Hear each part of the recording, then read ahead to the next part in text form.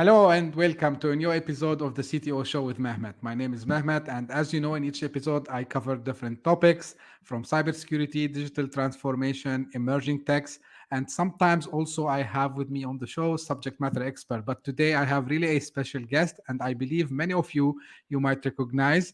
I have Karim Hijazi, who's the founder and CEO of Visualicity. Karim worked with plenty of companies before, and he founded also a lot of companies. Karim, I like to leave this space for you to just introduce yourself, just in case someone he doesn't, and I doubt there will be if someone doesn't know you. No, happy to be here, Mehmet. Thank you so much for having me, and it's an honor to be on the show. So, as you said, my name is Karim Hijazi. I've been in cybersecurity, and back in the day, we used to call it InfoSec. So I still kind of tend to be an old guy and call it that at times, but for probably now well over 27 years. So, in a nutshell, and I'll keep the points salient, and I'll keep the highlights interesting. I started in the late 90s. Primarily in, believe it or not, competitive intelligence. So I wasn't even in cybersecurity per se. I was in the business of collecting intelligence on behalf of my customers and clients, which is a really great start because it gives you the perspective on exactly what generally is unprotected. So when you're privy to what typically can be exploited, you become the perfect candidate to help them secure their environments. And so I very rapidly converted my firm into a counterintelligence firm in the early 2000s. So around 2001, that's when that happened. Did that as a consultant for a number of years. In 2008, 9, and 10 is when I made the shift from pretty much exclusively being a consultant to being someone that actually built a product and became a CEO of a product company. That company was called Unveilance. That's the one that many folks may recognize me or remember me from, because there was a pretty high profile battle with LulzSec, part of Anonymous. That was pretty crazy. And obviously look back on it fondly now as humorous and funny, but back then it was not very funny. And that led to a really fantastic outcome for the company. We ended up selling Unveilance to Mandiant, which again is a hugely well-known organization. This is Mandiant, of course, that predates Mandiant's acquisition by FireEye. So I was there through a very critical period of time where the APT1 report was written. A lot of really pivotal moments in the world of cybersecurity were sort of formed in that era. A lot of things that we take for granted were incepted around that time. And I stayed there for a couple of years, left. I left before FireEye bought Mandiant, and came back probably about 7 years later to build another startup that I carried on through the next 5 years, very much in a similar vein as what I was doing before, which was to identify compromised organizations before they know they're compromised. So using the ability to collect telemetry on who was infected with malware and a variety of things. And now with the advent of things like, I say advent, I want to be clear, ransomware and things like that have always been here. They just have now become a very, very commonplace, very successful tool for the threat actors to use. That's become my focus now. And what I'm doing presently, among a variety of other things at Vigilosity, is one of my startups. That one identifies the infrastructure that adversaries set up, and I facilitate the takedown of that infrastructure before it's weaponized. So that's probably as fast and as short and sweet as I can make my background, but happy to drive or drill down in any area you're interested to talk about. Yeah, actually, like you covered it all, I would say, Karim. But now the thing that usually I ask, but for you, it's like a special, I would say, career path, because you choose actually to deal with these threat actors. And when I was doing the research, like you had to be like face to, I mean, like not physically face to face to them. Yeah, but yeah. And I've worked also myself previously to another, like it was a threat intelligence company, and I was hearing also like how these threat actors, they can actually assault the CEOs of companies like the one that you had before. So, but like, is it a lot of adrenaline? Like, can you a little bit discuss more about what the motive would be, and like how you like you took care of like not being hurt by these groups? Oh, sure. No, you bring up an excellent point. Something that's overlooked a lot of times uh, by some folks that do this. It's interesting. Most people in cybersecurity are building products that are defensive, and I'm notorious for saying this, that most products or services or whatever are really in the defensive space. They're there to build a fortress around the organization. Essentially, this concept of castle moat strategy, right? Which, you know, that's really nothing more than a sort of a shell to crack through for an adversary. So they don't normally go and start haranguing or attacking the vendors that produce those castles and moats. But when you're a counter strike initiative on those organizations that are doing the attack, you definitely get their attention. If you're disrupting their revenue streams, or you're creating trouble for what they've already established for infrastructure that's cost them a lot of money, you couldn't be more accurate that you definitely get their attention very quickly. So operational security for me and the team was critical. And I alluded to it actually in the unveilance situation with LulzSec. We indeed had a challenge there. We had where I think, we're still unclear even to this day about the motivation fully. We understand parts of why they came after us, which was that there was a DDoS botnet that they were leveraging against Sony and a few other organizations back in that era. And we were very instrumental in disrupting that. And that got their attention, to your point, and they came and started to give us trouble. So never leave our guards down. Probably in a more perpetual state of vigilance than most CEOs of these organizations, because I'm recognizing the fact that I'm causing trouble for a lot of their efforts, so that it can be very challenging. I wish I could tell you there was 100% way to secure yourself. A lot of times they will go after other people in the organization to try to get to me or other management members. They'll do the usual things. They'll try to fish us with things that on a regular basis we'll get emails, or my colleagues will get emails that look like they're from me saying, hey, can you send me this, or say I lost my password. And they usually laugh at those types of emails. They don't bother with them because they just know the protocols are set that I would never do anything like that. The other thing that's interesting is the best defense, and this is classic sports analogy, the best defense is a good offense, right? And in our case, and this is almost I use platforms like this to sort of say it again and again, which is that if a group goes after us or me, they're simply making themselves another target for me to research. So in a lot of ways, it's the best bet to sort of not. There's a lot easier low-hanging fruit than someone like myself and my team to go after, which these organizations tend to know. So unless they're willing to take the risk that they come and do some real damage, if they don't, then there's a chance that I'll eventually disrupt their organization and illuminate their entire operation. They lose even more money. So they do. There's calculated risk for them too, which is what I love about what I do, because it changes the asymmetric advantage the other direction. Now there's a bit of a worry on their part that they may lose money, they may lose time. Very much the fears that they instill in their victims, we sort of return back to them. So it's all kind of a bundled package to make sure that you secure yourself, but you also make it part of the business model.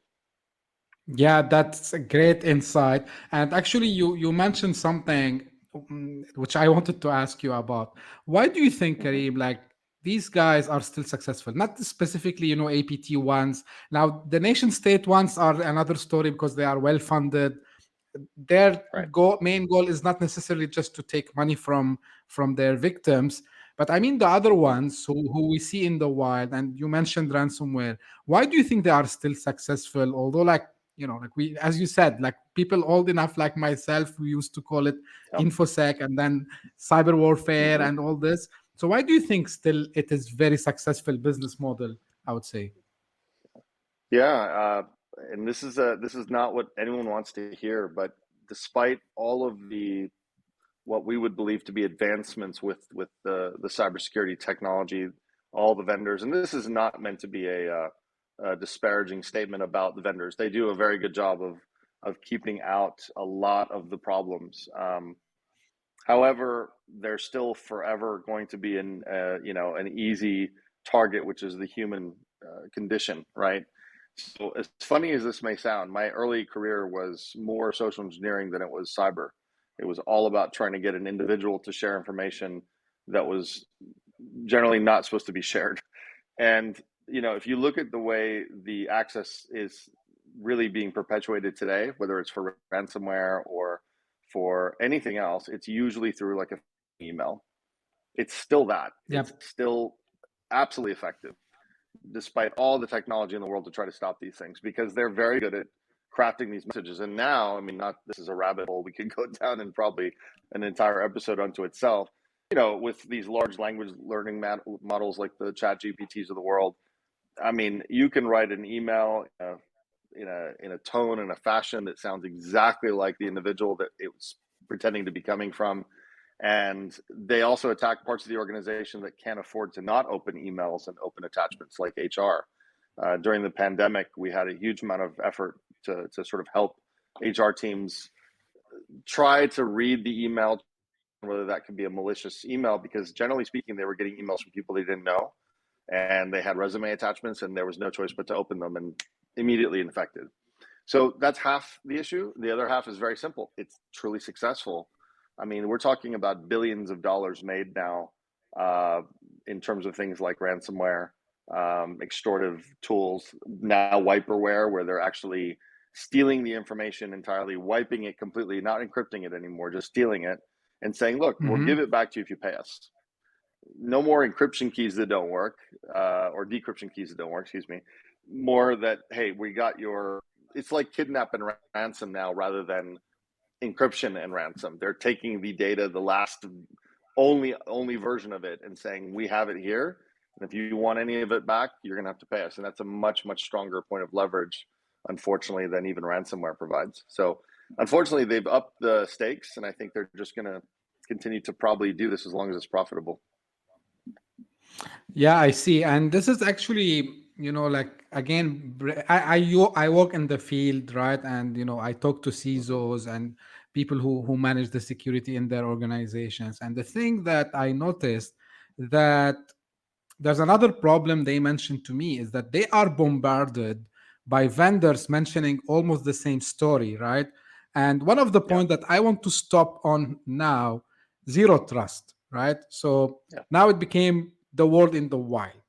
Now, Right. for you, because you work on the other side, you work on the offensive side. You're not like doing Mm-hmm. same as the other guys does, which I'm not saying they should not do. And even when I used to do presentation for my Agreed. previous company, I was telling guys, I'm not telling you stop investing there, but Mm-hmm. they were telling me, Mehmet, we have, do you want me to show you like how many tools I have here? So how do you see, like where can the balance can happen, between marketing buzz, like something like zero trust, or we're gonna Mm-hmm. see like a lot of like these terms also maybe in the future. So Right. what advice can you give from your experience to just Yeah. a CISO sitting in his office today, thinking about how I can protect my organization? That's a very good question, Mehmet. Zero trust and just about everything out there that kind of comes and goes. Like the RSA is, presently going on now, and now in Yes. the fall, Black Hat. And every year there's the joke we have within the industry, which is the buzzword bingo, right? Which word is going to be on the banner this year, right? And is it going to be a word that's truly new, or is it going to be a reiteration or regeneration of something that once was, right? I mean, the truth of the matter is that nothing really has been truly innovative and groundbreakingly different when it comes to the adversarial management in I don't know how many years, to be perfectly honest. It's sort of slight tweaks on things. I mean, and this is going to sound pedantic, but this will hopefully be appreciated by some of the listenership you have. I remember the days when firewalls existed, and firewalls had no logging. They had logging, but they didn't have any verbose logging, I guess is my point. So people didn't know if Yeah. it was working or not. And, I remember we would get these things deployed. And this is back when things like Nokia and Cisco and checkpoint, where you're kind of de facto standard firewalls that we would consider. This is before Palo Alto came around and things like that. And people complain. They're like, was it working? We bought this piece of junk for, $20,000, or the big guys would buy it for, $50, $60, $100,000, and they'd say, it's silent. And so the vendors had to make it noisy. They had to say, look, here's all the bells and whistles. Here's all the UI that delivers. Look how much we stopped. Very much like antivirus did for a while, where it would scream at you every 5 minutes, talking about how it stopped this and it stopped that. They had to find that adjustment, over the years to get a little bit more realistic, a good balance, in what actually works. Now, the problem and the symptom, that's a symptom of a greater disease, which is that everyone's looking for this silver bullet. Now we have something that'll stop the bad guys. Like, they want that. It's human nature. Everyone wants a pill to solve the problem. If you got a headache, you want to take a painkiller of some kind and just have it go away within half an hour. And that's the problem with this, is you're not dealing with something that is addressable with one solution, or some new solution that sort of suggests it's got itself in place to take care of the problem. Now our problem, I would say zero trust is a very big one. You bring up a good point. The other one is AI. I mean, now everyone thinks that AI is going to solve the problem. Here's the dilemma. AI, quite frankly, in cybersecurity, is almost more effectively used by bad guys than it is by good guys today. It's gonna where there's a parallax, or there's a delay in the solutions that are coming up that are AI driven. And when I say driven, these are not autonomous yet. They're generally helpers. They're more like support assistants to a human analyst that's trying to anticipate whether something's a threat or not. And it's not necessarily working that well yet, because it has to learn. All these things have to learn, as does the human that has to use these products. So there's a lot of interesting problems that are manifesting.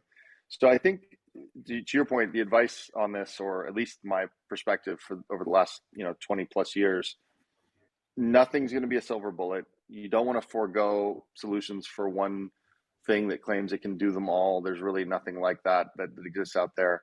And in no way am I suggesting that what I do is universally good for everyone. But if you don't make yourself a harder target, or a more painful target for the adversary, you're going to forever be the chosen victim. So the way hackers generally work, and you brought up an excellent point, the nation state actors generally will work incessantly and forever on a target if that is their objective, and they really don't have much of a limit as far as time or budget. That's a tough one to deal with, and that's a different conversation. But the ones that are opportunistic, right, if you can get those guys to move on to a lighter, easier target, then you've won. You're never really going to stop them forever from getting to you. You just have to become more difficult and maybe a little bit more intimidating, because many of our clients, at least, have less people come after them if they believe that the same thing I mentioned about myself. If they attack one of my clients, well, now they put themselves on the map to be researched and dug into and dismantled. And that's actually very scary for them, because that means a revenue stream hit. So they move on to a target that's maybe not using something like what we're doing. Yeah, actually, you covered multiple things, Karim, actually, like from AI, because I think, the reason the bad actors are able to use it, because they are leveraging it to maybe create the malware, do the research on their victims. While on the other side, I think we still need to get many experts to just figure out as we call them, the TTPs, right? The techniques and tactics and procedures. So now the next thing, and which is a little bit related to AI, actually, we see you mentioned it's the next buzz, and I'm asking this for the sake of my audience, because we brought this several times in, like offline conversation. And actually, I shared something the other day. If someone today, let's say I am a CISO, someone tells me, hey, my solution is AI ML powered. Like, how do you think really they should really say, yes, this is an AI machine learning powered? Or maybe sometimes, which I'm hearing less about this word, but military grade secure, right? So yes. So how we can, and I like to do this, how we can bust this myth, I mean, from a pure customer perspective. Yeah, no, it's great. And it's actually, it harkens back to your prior question around marketing buzz and, basically just uh, a narrative that is sensational and has a sizzle factor, but doesn't actually have any meat to it, or there's no weight behind it. That's tough. It's very tough because I'll tell you, these marketing teams that have now been working for a lot of these cybersecurity companies, they do a great job. I mean, I give them credit because they make it sound absolutely amazing in many cases. And unfortunately, in a lot of cases, it just doesn't work as advertised. Or more specifically, and this is a key thing, it's not deployed correctly. So this is where the vendor customer relationship is tenuous, because in many cases I'll go into an organization post breach. They'll say, I bought absolutely everything. I'm not going to name any vendors here to condemn anyone or promote anyone, but we bought everything under the sun, all the Gartner's suggested list of everything. And we'll go look and we'll say, well, yes, you did, but it was never deployed either properly or universally, ubiquitously across the whole organization. So all it took for the adversary to do was go look for the right conduit into the organization that didn't have this there, or there was under managed or not patched or not updated. There's a million reasons. So unfortunately, the way these vendors, this unscrupulous ones, will act is they'll say, well, of course you bought it, but you didn't use it right, so it's not our fault. And it's just an unfortunate reality that happens. And when it comes to infrastructure drift with organizations, the minute you lose talent, which happens a lot lately, as we all know, you lose a lot of tacit knowledge that leaves with the individuals that either are let go, or in the worst cases fired, or if there's a downsizing, they're unfortunately shift away, and a lot of that knowledge leaves with it, and the organization is left exposed. So there's things like that happen. As far as cutting through the noise, there's some tried and true concepts that are really critical, and it has more to do with knowing what your attack surface is as an organization. And I don't mean just literally hiring a company to do an attack surface analysis. What are your crown jewels? How do you manage that data, and where is it actually available? A lot of security is more around practice of the organization's culture than it is some sort of solution or technology you can buy.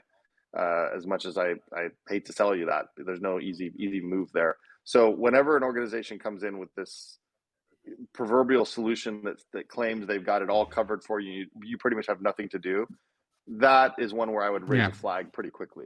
Right? There's a lot of work to do, and just about everything, no matter how much they say it's just one big red button and it's an easy button and you push it and everything's fine. There's really nothing like that. Not if you're a target of a very sophisticated actor, because I use this word probably twice already in this conversation. The asymmetry of the bad guys is such that they can try many times and you can only fail once. And so unfortunately, these solutions don't come out of the box pretty much ready. And AI that claims it's ready to go, I don't know that I believe that yet. And the reason I say that is that nothing's been deployed in the field long enough to collect enough training data, broadly speaking, right?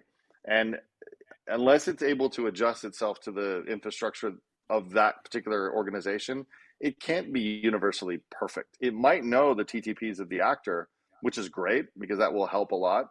But the way the actor will readjust and shift, and for example, I'll be very specific with an attack.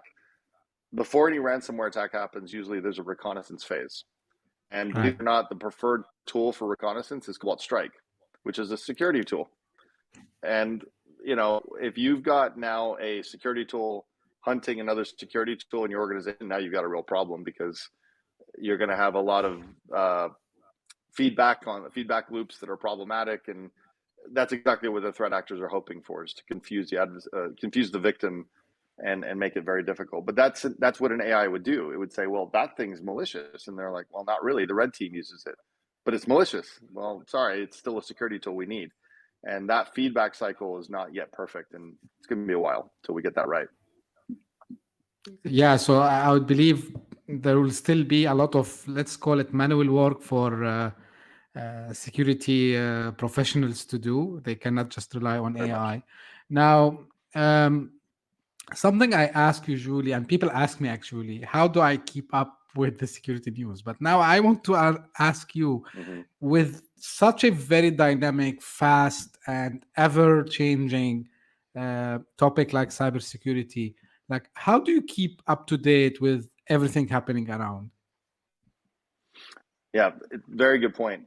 It's hard to do that. And it's harder for the people kind of just entering the industry, Mehmet, as you'd probably agree.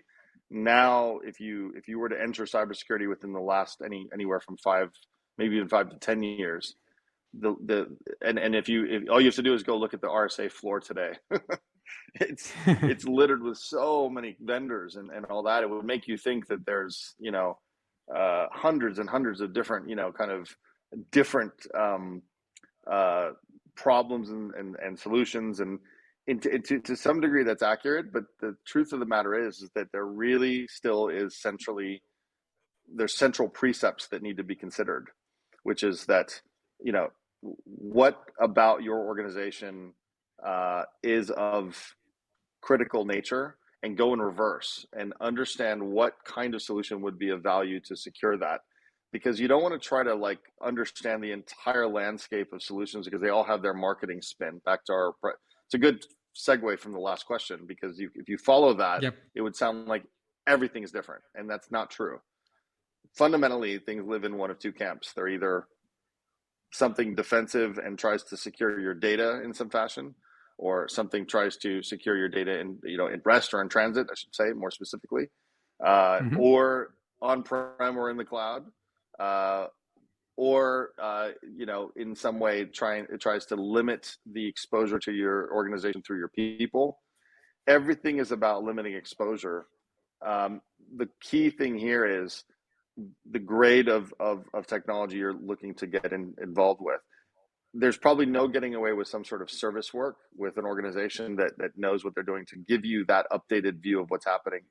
So as I look at it, and this is a little bit of a different view, I don't necessarily look at the security landscape and tools that are out there. I look at the shifting TTPs of the adversary, which would then lend an answer to what solution I need to probably employ, whether it's a product or service.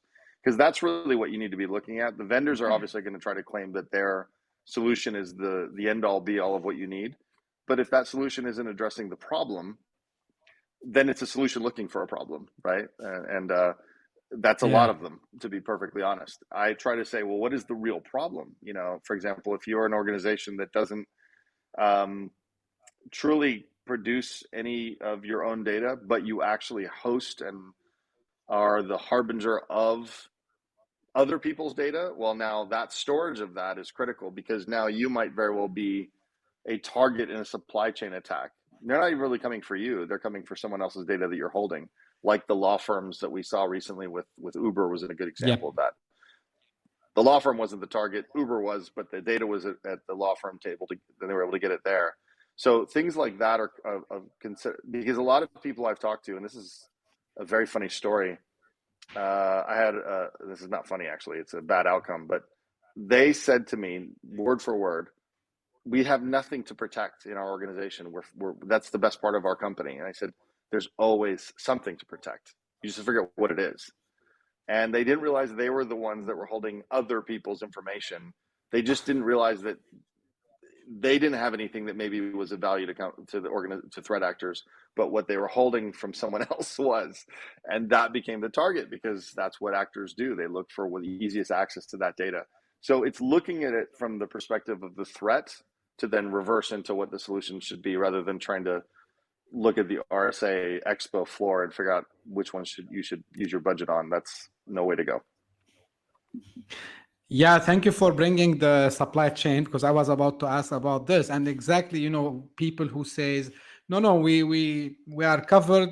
Like I ask them usually the simple question, guys, you must have clients and you must have some transactions with these guys. So this data of Right. your clients, even if it's just their name, email, whatever, this is data, right? So so that's the good point that you enlightened. Now maybe people are listening to us, or maybe they will watch also this and they will say, hey, what, a lot of challenges. Also we hear in the news about like shortage in the cybersecurity skills. We hear about Right. the fatigue of cybersecurity professionals. But because I always want to see also the positive side. So, what you Hmm. can tell people who are, about the verge to choose a career in cybersecurity, like what you could tell them. So, really, because I think we need a lot of more people in the field, because Right, I know that in the US, in Canada, in Europe, even here in the Middle East, like there is a shortage. And this is why we see these right. attacks on the rise. But from someone who's like experienced like you, like what you would Hmm. tell the new generation about this field and why they should consider it? No, great question. And I know you're going to get very different answers from different people on your show about Sure. this question. And I answer. I don't know if you'll let me know if you think it's quite a bit different than others. So there's always the usual trajectory or path, which is to go to some sort of schooling or you know Yeah. make that a major in your college if you're a young person looking to get into it. However, in my experience, and this is actually holds true for myself, the best experience is practice. Doing it, learning it in by actually being in the field, so to speak.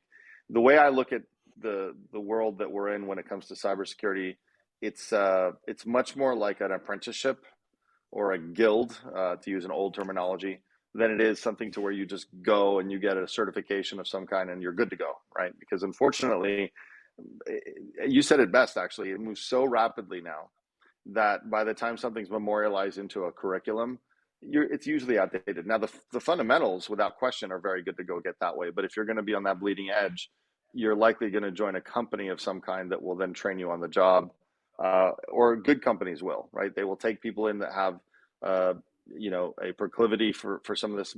For example, a lot of my threat hunters in the last several companies I built were not from this world. They didn't come from cybersecurity. Hmm. They didn't come from another organization. And there's a reason for that, which is that I didn't want them coming with preconceived notions on how things worked, because they might have heard the way a botnet works. So they may have thought, oh, well, this is just, that's how it is. And it's like, no, you're gonna be surprised. I had an analyst come in that was experienced, and he said, oh, DNS, is that still actually even used with botnets? I thought, I thought it's like, yeah, it's the primary method for that. They don't use IPs to communicate because it's an easy thing for a firewall to stop, or some sort of IDS or whatever, or Yeah. MDR, XDR, or you name it.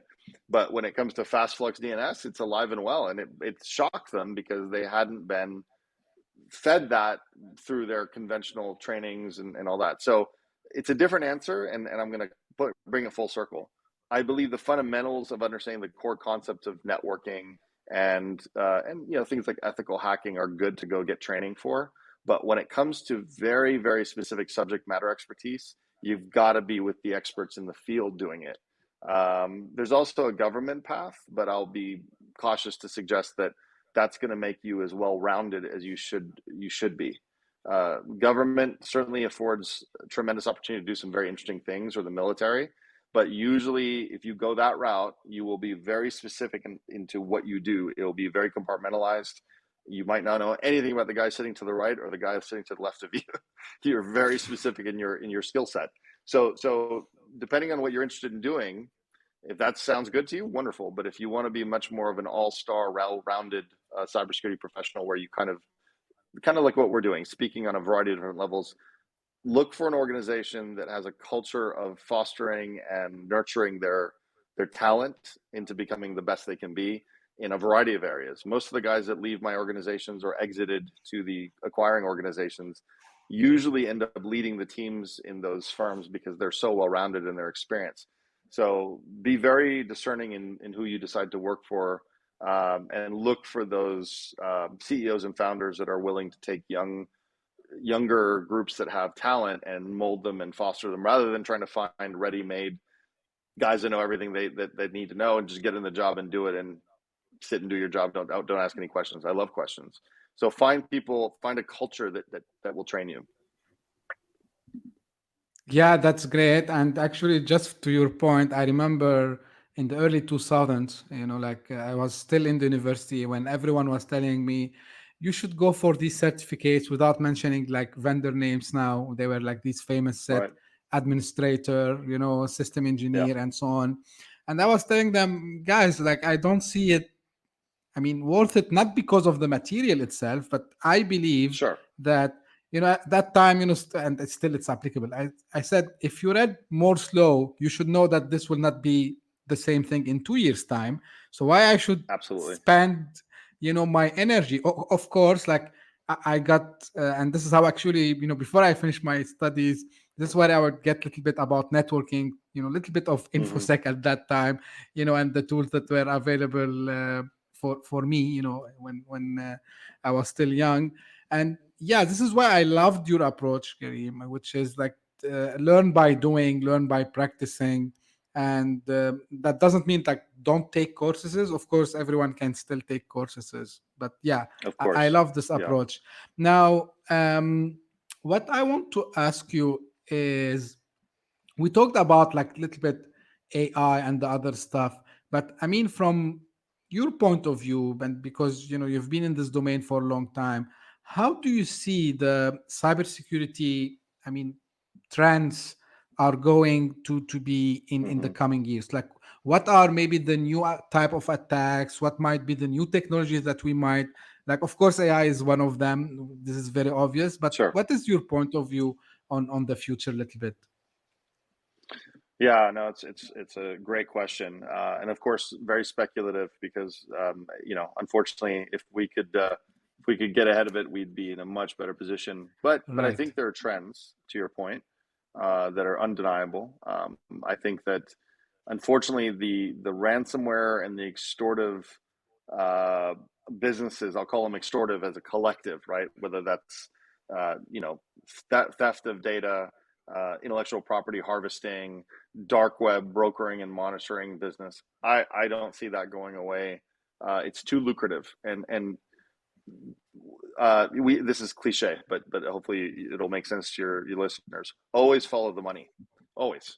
If the adversaries are, and that holds true for nation states as well, meaning if they are getting Right. huge amounts of traction in a given trajectory, that trajectory is nothing they're going to give up easily, especially if there is an ability to keep leveraging it. So areas I think they're going to be extremely interesting as we go forward has more to do with infrastructure. I think that cloud and the ubiquity of cloud and the digital transformations of organizations from going on-prem to cloud is going to be a big issue because and I say this with the most love in the world for the cloud providers. Cloud providers are like a hotel that basically give you a hotel room, right? But they don't necessarily tell you to lock your door and deadbolt it and put the little chain lock. It's there if you want to try it, Love it. but they don't tell you to do it. They don't do it for you, certainly. They will just hope you'll know to do that, right? And they're trying to get into the world of helping secure those environments for their customers for at a premium, But on average today, that is essentially a hotel with no locks on the doors and no latches on the windows, and that is an incredibly precarious position to be in unless it's managed. There are obviously caveats to what I'm saying, but that's going to be a very greenfield or uh, new hunting grounds for adversaries. Not new. It's going to be the hunting grounds for the adversaries, I think, in the future going forward. I think supply chain will accelerate in a big way because now the interconnectivity of organizations is very useful. I think it's a little overblown. I think people try to fearmonger by saying everyone's all connected all the time, everywhere. Not really. However, skilled adversaries do have a topography or a taxonomy of these organizations to leverage. So they will figure out that way and they will leverage it. And it'll be in ways that you won't predict, like that example I mentioned, where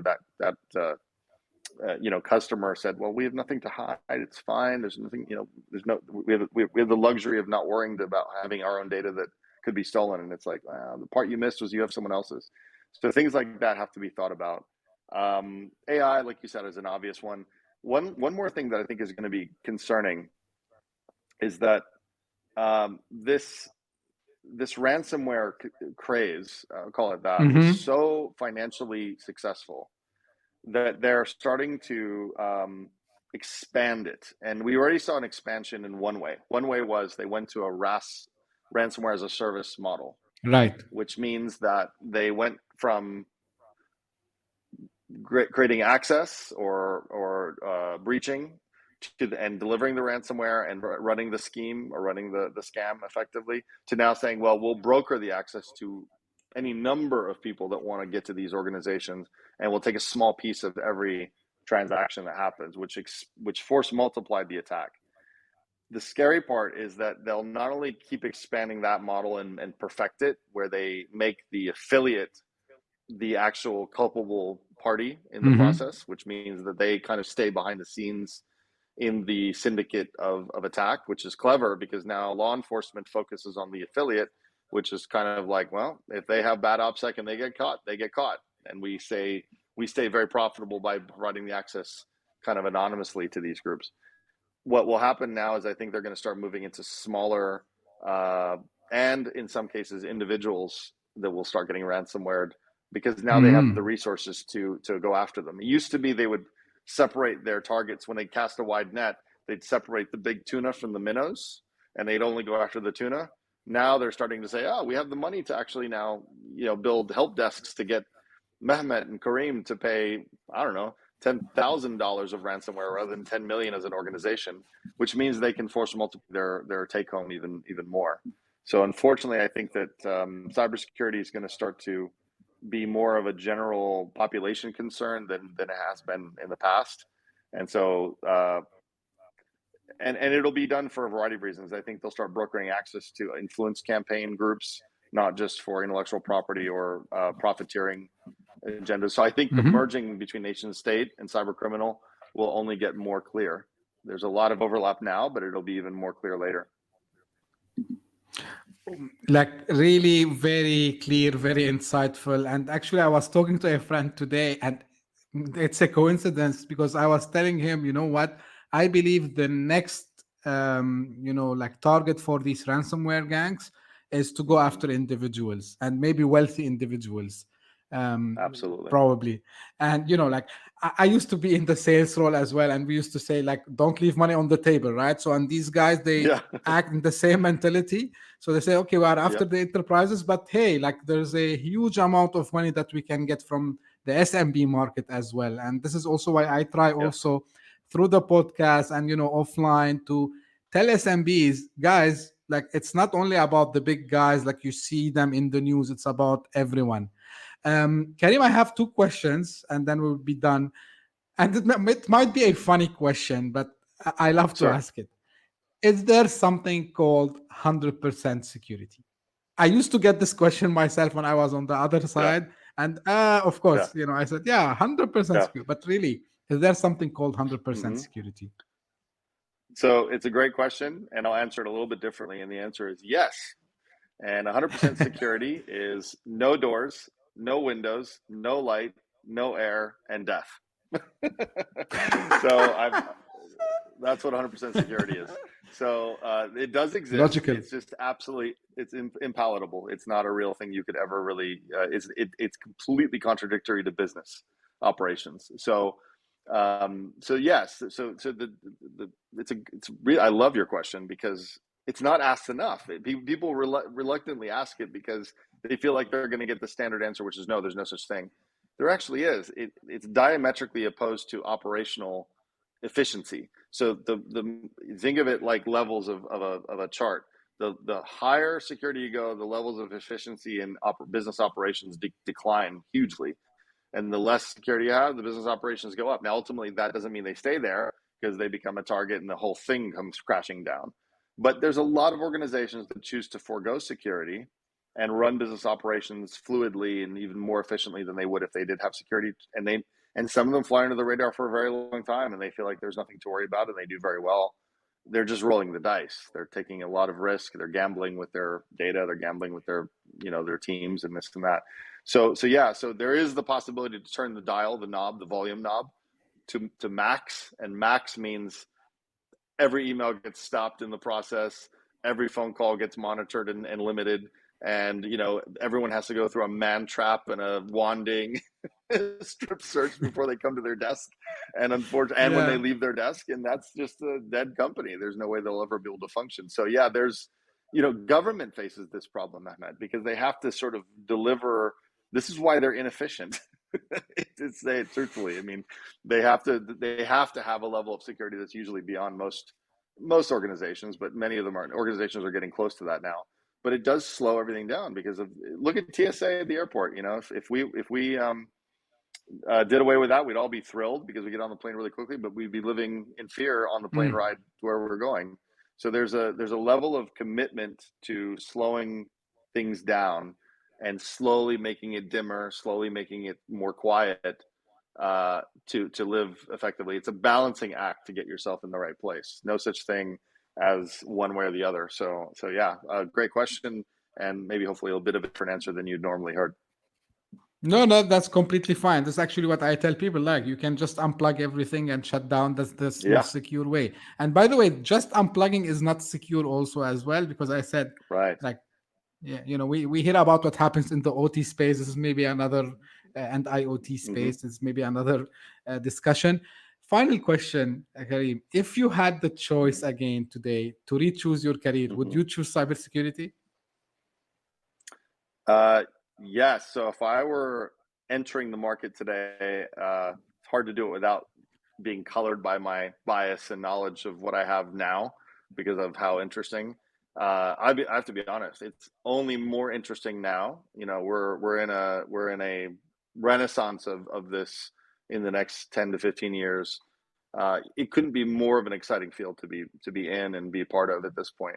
And I would extend it to say that I've lived at the precipice and the sort of junction or nexus of intelligence and security my whole career, and that is my favorite place to be because there's a really interesting uh, dynamic and relationship between the two of them. Because now intelligence gathering, and it's funny because you hear AI, half of that is intelligence, but before there was ever the word artificial before it, there was intelligence, and it was done by people, and it was actually the tools, and it was the concepts that were actually used to create the security products that were built out. So I would not pick anything different than what I'm doing today if I were to re-choose, to be perfectly honest. If I did choose anything that was different from it completely, believe it or not, I probably would have been a photographer professionally. I would have gone Oh, that wow. path entirely if I had chose Yeah, something completely different. If I had the option, yeah, that's completely fine. Well, that's yeah. really nice to hear, Karim. And anything you want to add before we close, Karim? Anything you want to say? No, thank you so much, Mehmet, for having me. I think this is hopefully a very good conversation. Happy to maybe come back and we can talk about literally every question you had. We could probably make a podcast unto itself. So maybe in the future we'll have Exactly. another opportunity. Yeah, Exactly. Like, as I say, usually when the topic is cybersecurity, it cannot be done in one meeting. I remember sure. myself with a colleague. It was a 1 hour or 45 minutes meeting, and then we went out after 2.5 or maybe 3 hours because the topics kept coming Yes. up. So so yeah, cybersecurity is a it's an ocean by itself, and a lot of things It happening is. there. So, well, Karim, thank you very much for being my guest today on the show. As usual, and this is for the audience, if you are watching this on YouTube, or if you are listening using your favorite podcasting platform, please, I would love to hear your feedback about the content of this episode and the show in general. And don't forget also to tell your friends and colleagues about it, because I'm trying to, get as much as possible rich content here. So I would appreciate your support on this. So please subscribe, reshare it with everyone you know who might be interested. And as usual, also, if you are interested to be on the show today, please don't hesitate to reach out to me. I would be more than happy to discuss the topic, and then we can have a session together, and then we can do the shooting. And thank you again. And until we meet in the next episode, thank you very much.